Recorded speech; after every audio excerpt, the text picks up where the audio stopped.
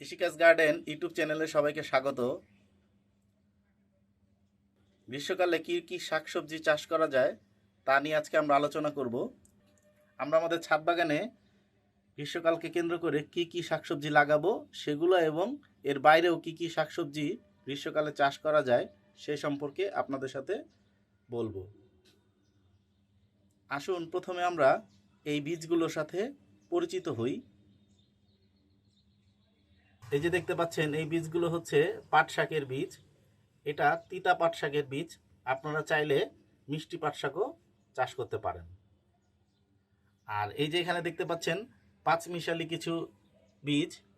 এখানে করলা, লাউ, গ্রীষ্মকালীন টমেটো, চাল কুমড়া, ঝিঙে, ধুন্দুল এবং শসা।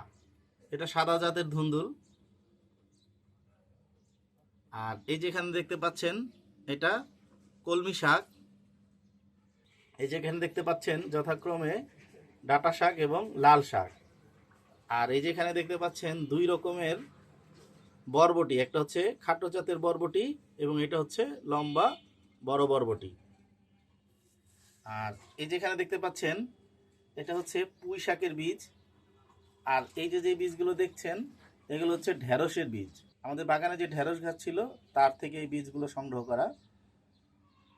এটা আমাদের নিজস্ব বীজ। তো এই ছিল মোটামুটি আমাদের গ্রীষ্মকালীন আয়োজন। তাছাড়াও কিছুদিন আগে আমি চিচিঙ্গা গাছও লাগিয়েছি। আজকে আমরা গ্রীষ্মকালের জন্য কিছু পাট শাক রোপণ করব। দেখতে পাচ্ছেন আমাদের গ্রো বেডটি আমরা তৈরি করে নিয়েছি। এখানে আমরা মাটি প্রস্তুত হিসেবে 40 ভাগ মাটি, 30 ভাগ ভার্মি কম্পোস্ট, 20 ভাগ বালি ও বাকি 10 ভাগ হাড়গুঁড়া, শিংকুচি এবং নিমখোল মিশিয়ে এটি মাটি প্রস্তুত করে নিয়েছি। আর এই মাটিটা আমাদের আগে থেকেই প্রস্তুত করা ছিল, তার সাথে কিছু মাটি যুক্ত করেছি এবং এখানে কিছু মাটি আমরা উপর থেকে সরিয়ে তার নিচে এই যে দেখতে পাচ্ছেন কিছুটা মাটি সরিয়ে আমরা এখানে এই যে দেখুন সবজির পচা খোসা আমরা এখানে দিয়ে দিয়েছি। তো উপরে যখন গাছগুলো হতে থাকবে তখন নিচের সবজি পচাগুলো পচে যাবে এবং সেখান থেকে সার উৎপন্ন হবে এবং ফলে গাছগুলো দ্রুত বেড়ে উঠবে।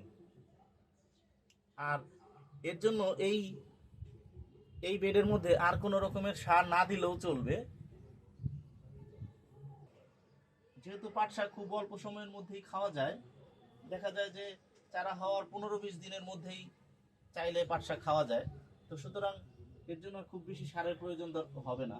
তাছাড়া মাঝে মাঝে আমরা লিকুইড সার দিলাম, সেটা আলাদা বিষয়। এই যে আমরা এখানে মাটিটি প্রস্তুত করে নিয়েছি এবং এখানে এখন আমরা পাটের বীজ দিব।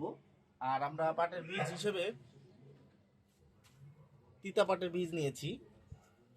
আসুন আমরা বীজটা দেখাই। এই যে দেখুন পাটের বীজগুলো, এগুলো তিতা পাটের বীজ। তো এখন আমরা এই বীজগুলোকে রোপণ করব।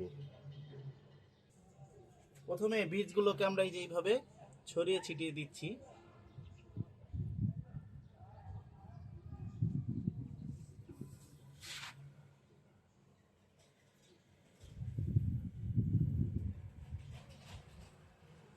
এই বীজগুলোকে এখন আমরা মাটির সাথে মিশিয়ে দিই যাতে বীজগুলো নিচের দিকে চলে যায়।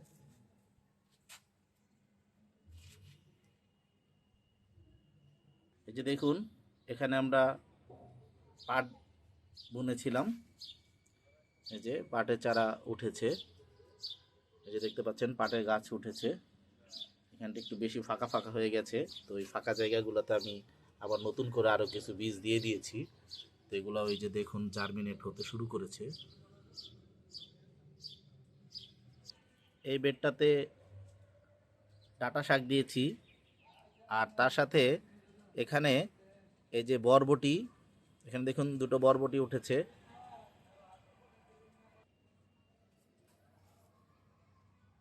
ধুন্দল, করলা এবং এই যে আরও একটি বরবটি। এই যে এই ক্যারেটটির মধ্যে দেখতে পাচ্ছেন ধুন্দল গাছ এবং এই যে আরও একটি ধুন্দল গাছ। আর এখানে আছে বরবটি তারপর এই যে এটাও আর একটি বরবটি। তাছাড়া এখানে এই যে একটি ধুন্দল গাছ।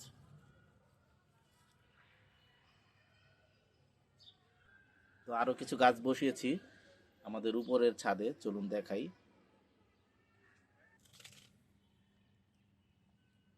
আর এই যে দেখুন, ছোট্ট আমাদের একটি গ্রো বেডের মধ্যে আমরা কিছু লাল শাকের বীজ দিয়েছিলাম।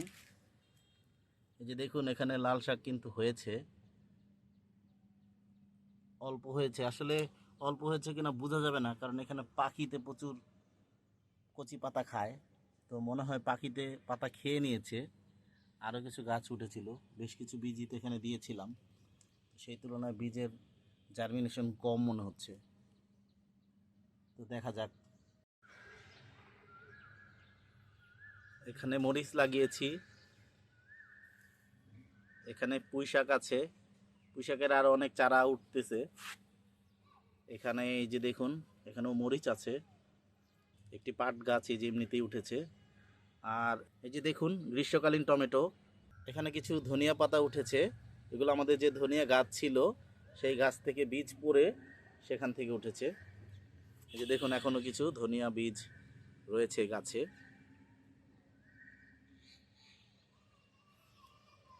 আর এই যে দেখুন, আমাদের বোম্বাই মরিচ গাছটি, এটি কিন্তু ইতোমধ্যে ফলন দিতে শুরু করেছে এবং গাছটা ভর্তি আমাদের মরিচ, প্রচুর মরিচ এসেছে। আমরা এর থেকে বেশ কিছু মরিচ ইতোমধ্যে খেয়েছি। আর দেখুন, গাছ ভর্তি ফুল, অনেক ফুল। এগুলো মরিচ হলে, এগুলো সবগুলো মরিচ হলে গাছ নুয়ে পড়বে এবং গাছের ডাল ভেঙে যাবে নিশ্চিত। একটি ডাল এই যে দেখুন অলরেডি ভেঙেও গেছে, আমি এটাকে বেঁধে দিয়েছি। তো তার জন্য মোটামুটি ঠিকঠাক আছে। তা আসুন আরও আমরা কি লাগিয়েছি দেখি।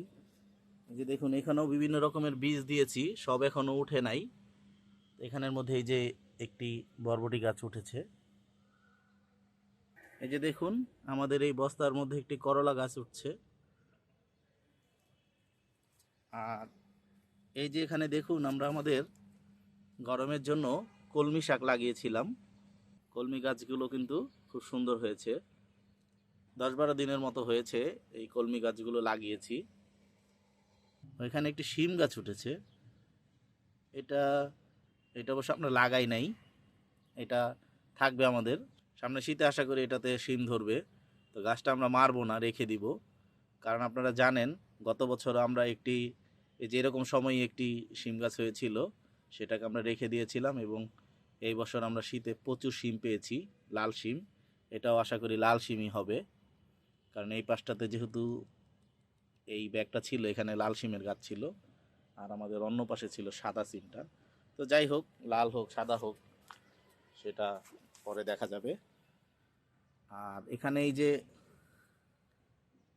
দেখুন, শশা গাছগুলো উঠেছে, এখানে শশার বীজ দিয়েছিলাম। এখানে আমরা আসলে বড় করলা যেটা আছে সেটা দিব, বীজ ভিজিয়ে রেখেছি, এটাকে আজকে বুনে দিব। আর অন্যান্য যে এই যে এখানে করলা গাছগুলো দেখতে পাচ্ছেন, যে বিভিন্ন জায়গায় আরো দেখালাম, তো এই করলা গাছগুলোকে আমি একটি জায়গাতে করব। কারণ আপনারা জানেন যে করলা গাছের ক্ষেত্রে 2-3টা গাছ একসাথে দেওয়া লাগে, তা না হলে ফলন ভালো হয় না। আর এই যে বোনাস হিসেবে দেখাই, আমাদের ছোট্ট আনারস গাছটি দেখুন, একটি সুন্দর আনারস ধরেছে।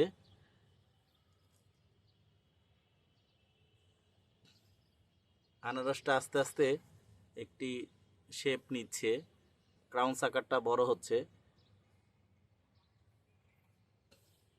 আর সাথে এই যে দেখাই আমাদের 12 মাসি মালটা গাছ, এটা হচ্ছে বাড়ি মালটা 2।